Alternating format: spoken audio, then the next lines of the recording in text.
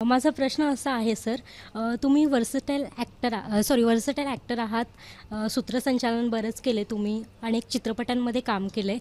माझा असा प्रश्न आहे, तुमच्या या सगळ्या बिझी आणि हेक्टिक शेड्यूलमधून तुम्हाला तुमचा छंद जोपासण्यासाठी वेळ मिळतो का? आणि तुमचा आवडता छंद कोणता?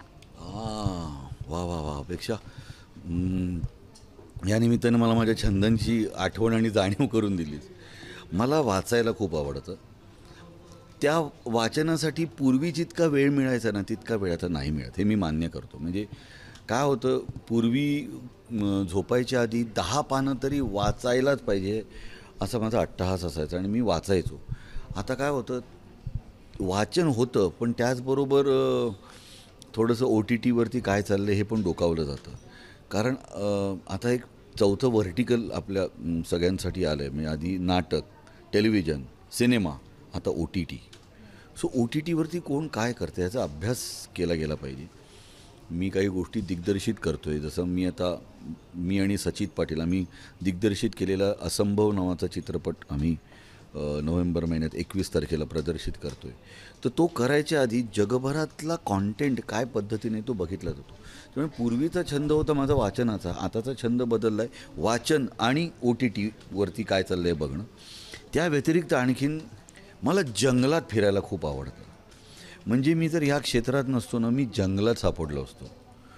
मला मोबाईलला रेंज नाही आहे आणि काहीच नाही, जगाशी संपर्क नाही आहे, अशा जंगलात फिरायला मला खूप आवडतं. पूर्वी फिरायचो, आता तसा वेळ मिळत नाही. कुठलं आवडतं जंगल देशातलं? मी कान्हा, बांधवगड, नागझिरा, पेंच अशा अनेक ठिकाणी फिरलो आहे. रणथंबोरला गेलेलो आहे. मला जिम कॉर्बेट नॅशनल पार्क माझं अजून बघायचं राहिलं आहे.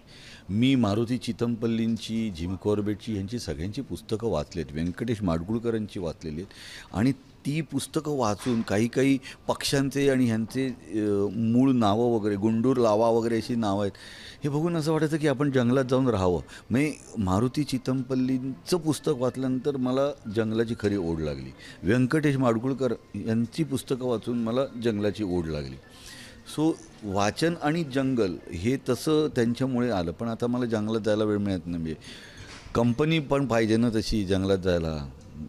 जंगलं पण आधीसारखी फार कमी शिल्लक राहिली आहेत. माणूस सगळ्या ठिकाणी जातो. हो हो. भारतात चांगले आहेत. मी देशाविदेशातली पण जंगलांमध्ये गेलो. मी कॅनडातल्या पण जंगलात फिरून आलो आहे. ग्रेझली बेअर नावाचा जो आपण मोठं अस्वल असतं म्हणजे ब्राऊन कलरचं, जे उभं राहिल्यानंतर 8 फुटाचं दिसतं, ते मी असं जवळून पाहिलेलं आहे तिथल्या जंगलामध्ये.